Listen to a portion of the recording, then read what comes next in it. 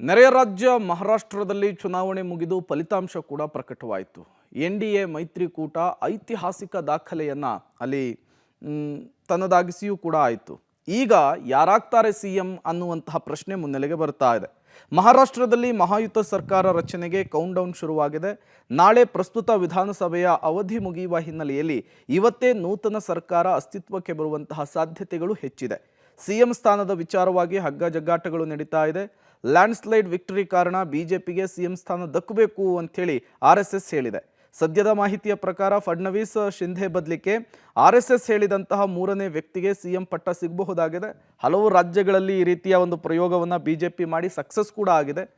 ಅಲ್ಲದೆ ಸಿಎಂ ಪೋಸ್ಟ್ನ ಜೊತೆಗೆ 2 DCM post ಕೂಡ ಸೃಷ್ಟಿಯಾಗಬಹುದು ಅನ್ನುವಂತಹ ಸಾಧ್ಯತೆ. ಕಳೆದ ಬಾರಿ ಏಕನಾಥ್ ಶಿಂದೆ ಅವರು ಸಿಎಂ ಆಗಿದ್ರು. ಈ ಬಾರಿ ಫಡ್ನವೀಸ್ ಅವರ ನೇತೃತ್ವದಲ್ಲಿ ಬಿಜೆಪಿ ಅತಿ ಹೆಚ್ಚು ಸ್ಥಾನವನ್ನು ಗೆದ್ದಿದೆ. ಫಡ್ನವೀಸ್ ಮತ್ತು ಶಿಂದೆ ನಡುವೆ ಪೈಪೋಟಿ ಇದೆ. ಇಬ್ಬರ ಪೈಪೋಟಿಯ ನಡುವೆ ಆರ್ಎಸ್ಎಸ್ ಸೂಚಿಸಿದ ಅಚ್ಚರಿಯ ಅಭ್ಯರ್ಥಿ ಮುಖ್ಯಮಂತ್ರಿ ಆಗಬಹುದು ಅನ್ನುವಂತಹ ಲೆಕ್ಕಾಚಾರಗಳು ಕೂಡ ದೊಡ್ಡ ಮಟ್ಟದಲ್ಲಿ ಚರ್ಚೆ ಆಗ್ತಾ ಇದೆ.